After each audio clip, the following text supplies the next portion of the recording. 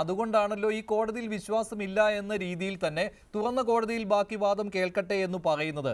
ഇപ്പോൾ രാഹുൽ ഈശ്വറൊക്കെ ഇതുവരെ പറഞ്ഞിരുന്ന കാര്യങ്ങൾ എന്ന് പറയുന്നത് ഫയലിൻ്റെ ഹാഷ് വാല്യൂ മാറിയിട്ടില്ല, അതുകൊണ്ട് തന്നെ ഈ ഫയലൊന്നും ഒരിടത്തേക്കും പോയിട്ടില്ല, കോപ്പി ചെയ്തിട്ടില്ല എന്നൊക്കെയായിരുന്നു. പക്ഷേ സൈബർ വിദഗ്ധരുടെയൊക്കെ അഭിപ്രായം ഇക്കാര്യത്തിൽ കേട്ടിട്ടുണ്ട് അതിജീവിത ശ്രീ രാഹുൽ ഈശ്വർ. അല്ലാതെ താങ്കളുടെ അഭിപ്രായം കേട്ടിട്ടല്ല അവർ പോകുന്നത്. അവർ കൃത്യമായിട്ട് കാര്യങ്ങൾ മനസ്സിലാക്കിയത് കൊണ്ടാണ് ഇങ്ങനെയൊരു നിയമപരമായ നീക്കം നടത്തുന്നത്. പൊതുസമൂഹം അറിയട്ടെ എന്ന് സംഗമേശ്വരമൊക്കെ പറയുമ്പോൾ കാര്യങ്ങൾ കൂടുതൽ വ്യക്തമാണ്. ഫയൽ തുറന്നു നോക്കിയിട്ടുണ്ട് അല്ലെങ്കിൽ കോപ്പി ചെയ്തിട്ടുണ്ട് എന്ന സംശയം നിലനിൽക്കുക തന്നെയാണ് ചെയ്യുന്നത്. ശ്രീ ജോർജ് ജോസഫ് സംശയമുണ്ടോ അക്കാര്യത്തിൽ? അല്ലല്ല, അല്ലല്ല ശ്രീ രാഹുൽ ഈശ്വർ, താങ്കളൊക്കെ ഉറപ്പിച്ച് പറയുകയാണ് അങ്ങനെ ഒരു കാര്യവും സംഭവിച്ചിട്ടില്ല. കുറെ നാളായല്ലോ പറയാൻ തുടങ്ങിയിട്ട് ഫയലിന്റെ ഹാഷ് വാല്യൂ മാറിയിട്ടില്ല, അതുകൊണ്ടൊന്നും സംഭവിച്ചിട്ടില്ല. താങ്കൾ 2023 ഡിസംബറിലെ ഹൈക്കോടതിയുടെ ജഡ്ജ്മെന്റ് എടുത്ത് വായിച്ചു നോക്കൂ. അതിനകത്ത് പറയുന്നത് കൃത്യമായിട്ട് ഈ കാര്യങ്ങൾ കണ്ടെത്തണമെന്നാണ്. കൃത്യമായി പറഞ്ഞിരിക്കുന്ന വാക്ക് അൺഓതറൈസ്ഡ് ആക്സസ് എന്നാണ്, അല്ലാതെ ലീക്കേജ് എന്നല്ല. അല്ല, ലീക്കേജ് കണ്ടെത്തേണ്ടത് ആരാണ്? കോടതിയാണോ കണ്ടെത്തേണ്ടത്? ലീക്കേജ് എന്ന് പറയുന്നത് അൺഓതറൈസ്ഡ് ആക്സസ്, അതിനുള്ള വഴികളാണ്, ലീക്കേജിന്റെ വഴികളാണ് ശ്രീ സംഗമേശ്വർ ഇവിടെ പറഞ്ഞത്. അതൊക്കെ അന്വേഷിച്ചിരുന്നുവെങ്കിൽ അത് കണ്ടെത്താൻ കഴിയുമായിരുന്നു. അതാണ് ഞാൻ പറഞ്ഞത്. രാഹുൽ ഈശ്വർ പറഞ്ഞത് കേട്ടിട്ടല്ല അതിജീവിത കോടതിയെ സമീപിച്ചിരിക്കുന്നത്. ലീക്കേജ് നടന്നിട്ടുണ്ട് എന്ന് സംശയിക്കാൻ പറ്റിയ കാരണങ്ങളുണ്ട് ശ്രീ രാഹുൽ ഈശ്വർ. അങ്ങനെ വ്യക്തമായി എഴുതണമെന്നുണ്ടെങ്കിൽ, അതായത് ഇതില് ഗ്രേ ഏരിയ ഇല്ല. ഇതിൽ ഐദർ ബ്ലാക്ക് ഓർ വൈറ്റ്. ഒന്നുകിൽ ഡേറ്റ ചോർന്നിട്ടുണ്ട് അല്ലെങ്കിൽ ഡേറ്റ ചോർന്നിട്ടില്ല.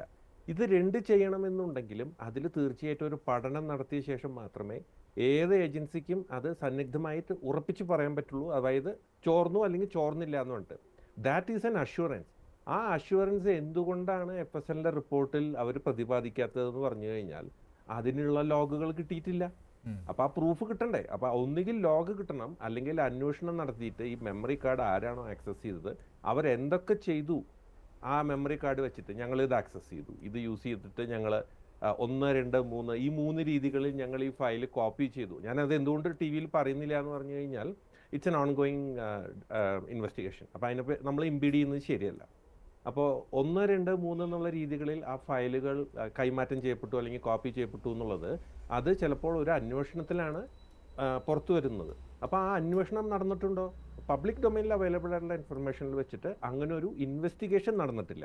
അപ്പോൾ ഇൻവെസ്റ്റിഗേഷൻ നടന്നാൽ മാത്രമേ നമുക്ക് ക്ലിയർ ആയിട്ടുള്ള ഒരു റിപ്പോർട്ട് ഇൻവെസ്റ്റിഗേഷൻ ടീമിന്റെ സൈഡിൽ നിന്ന്. അങ്ങനെയാണെങ്കിൽ ഒരു കാര്യം കൂടി, ഈ തൊണ്ടി മുതലായ ഈ മെമ്മറി കാർഡ് തന്നെയാണോ ഇതെന്ന് പോലും സംശയിക്കേണ്ട കാര്യം പോലും അതിലുണ്ടല്ലോ. അങ്ങനെയൊക്കെ വേണ്ടി വരുമോ ശ്രീ സംഗമേശ്വരൻ മാണിക്യം? ഇതിപ്പോൾ FSL ലാബിൽ ഇതിന്റെ ഒരു ഇമേജ് ഉണ്ടല്ലോ അവിടെ. അതെ, 2017 ഈ മെമ്മറി കാർഡ് ആദ്യമായിട്ട് FSLലേക്ക് ചെന്നിട്ട് FSL ഇതിന്റെ ഹാഷ് വാല്യൂ ഒക്കെ എടുത്ത് കോൾഡ് ഇമേജ് എടുത്ത് രേഖപ്പെടുത്തുന്നത്. കോൾഡ് ഇമേജ് എന്ന് പറയുന്നത് എങ്ങനെയാണെന്ന് വെച്ച് കഴിഞ്ഞാൽ ഒരു ഫോട്ടോസ്റ്റാറ്റ് കോപ്പി എടുക്കുന്ന പോലെയാണ്. അതായത് ഈ മെമ്മറി കാർഡിലെ കണ്ടന്റ്സ് ഒരു സെക്യൂർ സ്റ്റോറേജിലേക്ക് കോപ്പി ചെയ്യുന്നതിൻ്റെ കൂടെ തന്നെ അതിൻ്റെ ഹാഷ് വാല്യൂ ഓട്ടോമാറ്റിക്കായിട്ട് കണക്കാക്കി രേഖപ്പെടുത്തും. അങ്ങനെയാണ് 2017 ആദ്യമായി FSL ഇതിൻ്റെ കോൾഡ് ഇമേജ് എടുത്ത ശേഷം അതിൻ്റെ ഹാഷ് വാല്യൂ ഓട്ടോമാറ്റിക്കായിട്ട് കാൽക്കുലേറ്റ് ചെയ്ത് രേഖപ്പെടുത്തിയത്. 2020 ഇതിൻ്റെ രണ്ടാമത്തെ ഹാഷ് വാല്യൂ കാൽക്കുലേറ്റ് ചെയ്തപ്പോൾ വേറെ ഏതോ ഒരു ഐ തിങ്ക് ഏതൊരു റിക്വസ്റ്റിൻ്റെ, അതിപ്പോൾ അക്യൂസ്ഡിൻ്റെ ആണോ അല്ല കംപ്ലൈൻറ്റ് സൈഡിൽ നിന്നുള്ള ഒരു റിക്വസ്റ്റ് പോയതിന് ശേഷമാണോ അത് ചെയ്തത് എനിക്കറിയില്ല. 2020 രണ്ടാമത്തെ ഹാഷ് വാല്യൂ കാൽക്കുലേറ്റ് ചെയ്തപ്പോഴാണ് 2018 2 തവണ ആക്സസ് ചെയ്ത് അതിൽ ഫയൽസും ഫോൾഡേഴ്സും ക്രിയേറ്റ് ചെയ്തു എന്ന് ക്ലിയർ ആയിട്ട് രേഖപ്പെടുത്തിയിട്ടുള്ളത്. 2022 ഇതിൻ്റെ മൂന്നാമത്തെ ഹാഷ് വാല്യൂ കാൽക്കുലേറ്റ് ചെയ്തത് വേറെ ഏതോ ഒരു പ്രൊസീജിയറിൻ്റെ ഭാഗമായിട്ട്. അപ്പോഴാണ് 2021 ഒരു തവണ ആക്സസ് നടത്തിയിട്ടുണ്ട് എന്ന് മനസ്സിലാവുന്നത്. അപ്പോൾ ഇതിൽ വേറൊരു പ്രശ്നം എന്താണെന്ന് വെച്ച് കഴിഞ്ഞാൽ 2 ഹാഷ് വാല്യൂ, ഇപ്പോൾ ആദ്യത്തെ ഹാഷ് വാല്യൂ 2017 എടുത്തു, 2020 അടുത്ത ഹാഷ് വാല്യൂ എടുത്തതെന്ന് വിചാരിക്കുക. ഇതിൻ്റെ ഇടയിൽ ചിലപ്പോൾ ആക്സസ് ചെയ്തപ്പോൾ ഇതിൽ ഫയൽസും ഫോൾഡേഴ്സും ഒന്നും ക്രിയേറ്റ് ചെയ്യപ്പെട്ടിട്ടില്ല എന്ന് വിചാരിക്കുക. പക്ഷേ അപ്പോൾ ഒരു ഹാഷ് വാല്യൂ മാറിയിട്ടുണ്ടാവും. ആ ഹാഷ് വാല്യൂ എപ്പോഴൊക്കെ ഹാഷ് വാല്യൂ മാറി എന്നുള്ളത് നമുക്ക് കണ്ടുപിടിക്കാൻ പറ്റില്ല. നമ്മൾ ചെക്ക് ചെയ്യുമ്പോൾ ഹാഷ് വാല്യൂ മാറിയിട്ടുണ്ടോ എന്ന് മാത്രമേ കണ്ടുപിടിക്കാൻ പറ്റുള്ളൂ. ഇതിൽ ശ്രദ്ധിക്കേണ്ട കാര്യം എന്താണെന്ന് വെച്ച് കഴിഞ്ഞാൽ ഇൻഡിവിജ്വൽ ഫയലുകളുടെ ഹാഷ് വാല്യൂ അല്ല മാറിയിട്ടുള്ളത് എന്ന് റിപ്പോർട്ടിൽ ക്ലിയർ ആയിട്ട് പറഞ്ഞിട്ടുണ്ട്. ഇതിൻ്റെ വോള്യത്തിൻ്റെ, മെമ്മറി കാർഡിൻ്റെ വോള്യത്തിൻ്റെ ഹാഷ് വാല്യൂ ആണ് മാറിയത്. അപ്പോൾ ഈ ഫയൽസ് ഒറിജിനൽ ഫയൽസ്, എവിഡൻസ് ആയിട്ടുള്ള ഫയൽസ് അല്ല, ടാമ്പർ ചെയ്യുന്നതല്ല ഉദ്ദേശമെങ്കിൽ പിന്നെ ഉദ്ദേശം ഒന്നുകിൽ ഈ ഫയൽസ് ലീക്ക് ചെയ്യലായിരിക്കും, അല്ലെങ്കിൽ ആ മെമ്മറി കാർഡിൽ ഉണ്ടായിരുന്ന വേറെ ഏതെങ്കിലും ഫയൽസ് ഡിലീറ്റ് ചെയ്യാനായിരിക്കാം. അല്ലെങ്കിൽ മെമ്മറി കാർഡ് മൊത്തത്തിൽ മാറ്റിവെക്കാനായിരിക്കാം. ഇതൊക്കെ സ്പെക്കുലേഷൻസ് ആണ്. ഇതിന്റെ പഠനം നടന്നാൽ മാത്രമേ, പഠനം മാത്രമല്ല ഞാൻ ഉദ്ദേശിക്കും, പഠനം എന്ന് പറഞ്ഞു കഴിഞ്ഞാൽ ഒരു പഠനമല്ല, അന്വേഷണമാണല്ലോ. അത് ഏത് ഡിവൈസിലാണ് ആക്സസ് ചെയ്തത് എന്ന് ആ ഡിവൈസ് പിടിച്ചെടുക്കുക, അതിൽ അന്വേഷണം നടത്തുക എന്നുള്ളതാണല്ലോ അല്ലേ ശ്രീ സംഗമേശ്വരൻ മാണിക്യം? അതെ, ആ ഡിവൈസ്, ഒറിജിനൽ ഡിവൈസ് കണ്ടുപിടിക്കണം. പക്ഷേ ഇപ്പൊ പ്രശ്നം എന്താണെന്ന് വെച്ച് കഴിഞ്ഞാൽ ഈ ഇൻഫർമേഷൻ കുറച്ച് നാളായി പബ്ലിക് ഡൊമൈനിൽ ഉള്ളത് കാരണം ആ ഡിവൈസുകൾ കിട്ടുമോ എന്നുള്ളത് ഇറ്റ്സ് $1 million ക്വസ്റ്റ്യൻ. അതായത് അത് കിട്ടുമെന്ന് ഉറപ്പിച്ച് നമുക്ക് അത് തന്നെയാണ് അല്ല അതിജീവിതയുടെ സംശയങ്ങൾക്ക് കാരണവും അതിലൊരു പ്രധാന റീസണും ഇത് തന്നെയാണ്. അതിനെ ശ്രീ രാഹുൽ ഈശ്വർ അത് അങ്ങനെയല്ല, മാധ്യമങ്ങൾ അത് അവർക്ക് അനുകൂലമായിട്ട് കാര്യങ്ങൾ പറയുമ്പോൾ അവരത് വാർത്താ പ്രാധാന്യത്തിന് വേണ്ടി ഇത്തരത്തിൽ പരാതിയുമായിട്ട് പോകുന്നു എന്നാണ്. മഞ്ജുഷി ഇത് മറക്കരുത്, രണ്ടാണെങ്കിലും മെയിൻ കേസുമായി ബെയറിംഗും ബന്ധവുമില്ല. മെയിൻ കേസിന്റെ ഇതുമായിട്ട് യാതൊരു ബന്ധവുമില്ല. ഇത് മറ്റൊരു കേസ് തന്നെയാണ്. അല്ല, കേസ് വേറെയാണ്, പക്ഷെ മെമ്മറി കാർഡ് ഒരു പ്രധാനപ്പെട്ട തൊണ്ടി മുതലല്ലേ? ആയിക്കോട്ടെ, പക്ഷേ മെയിൻ കേസുമായിട്ട് അല്ല, അപ്പോൾ ഈ വിചാരണ നടക്കുന്ന കേസിലെ പ്രധാനപ്പെട്ട തെളിവാണ്. അല്ല, മെമ്മറി കാർഡിന്റെ ഇല്ലീഗൽ ആക്സസ് വേറൊരു കേസാണ്. അത് ശരി, അത് ഇങ്ങനെ നടക്കട്ടെ.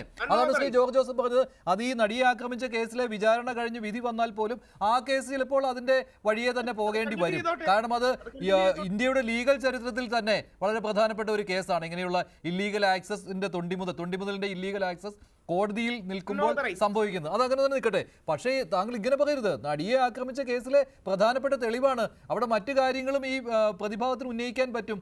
ഇത് ടാമ്പർ ചെയ്തു എന്ന് അവർക്ക് തന്നെ ഉന്നയിക്കാൻ പറ്റും. ഈ തെളിവൊന്നും ദിലീപിനെതിരെ കൊണ്ടുവരാൻ പറ്റില്ല എന്ന് അവർക്ക് തന്നെ ഉന്നയിക്കാൻ പറ്റും. ദിലീപിനെതിരെ മാത്രമല്ല, മറ്റു പ്രതികൾക്കെതിരെയും. അങ്ങനെ ഒരുപാട് കാര്യങ്ങളുണ്ട്. ബാധിക്കുന്ന തെളിവെന്താ? ഈ തെളിവ് ഒന്നും ദിലീപുമായിട്ട് ബാധകമല്ല. ദിലീപിനെ ബാധിക്കുന്നത് ദിലീപിന്റെ ഗൂഢാലോചനയിൽ പങ്കാളിയാണോ, ദിലീപാണോ സോക്കോൾഡ് IPC ഉണ്ടായതിനു ശേഷം ആദ്യമായി കൊട്ടേഷൻ കൊടുത്ത വ്യക്തി? ഇതല്ലേ ദിലീപുമായിട്ട് ബന്ധപ്പെടുത്തുള്ളൂ. സോ ദിലീപുമായിട്ട് യാതൊരു ഡയറക്റ്റ് ബെയറിംഗോ ബന്ധമോ ഈ കാര്യത്തിൽ, ഇത് ഞാൻ പറയുന്നതാണ് ശരിയെങ്കിലും, അല്ലെങ്കിൽ സംഗമേശ്വരൻ സാർ പറയുന്നതാണെങ്കിലും, ജോർജ് ജോസഫ് സാർ പറയുന്നതാണെങ്കിലും, ആശാ മാഡം പറയുന്നതാണെങ്കിലും, ഇതിന് ദിലീപിന്റെ പ്രധാനമായ ശരി ശ്രീ രാഹുൽ ഈശ്വർ, ശരി. എന്തായാലും ഈ കേസിൽ വാദം തുടരുകയാണ്. അന്തിമ വാദമാണ് ഇപ്പോൾ കോടതിയിൽ നടക്കുന്നത്. മഞ്ജുഷേ ഒരു കാര്യം പറയാം, ഒരു കാര്യം ഞാൻ പറയാം, ഒറ്റ വാക്ക്. ഈ കേസിലെ ബന്ധപ്പെട്ട തൊണ്ടി സാധനം ഇതല്ല എന്ന് സ്ഥാപിക്കാൻ വേണ്ടിയുള്ള ഒരു ശ്രമമാണ്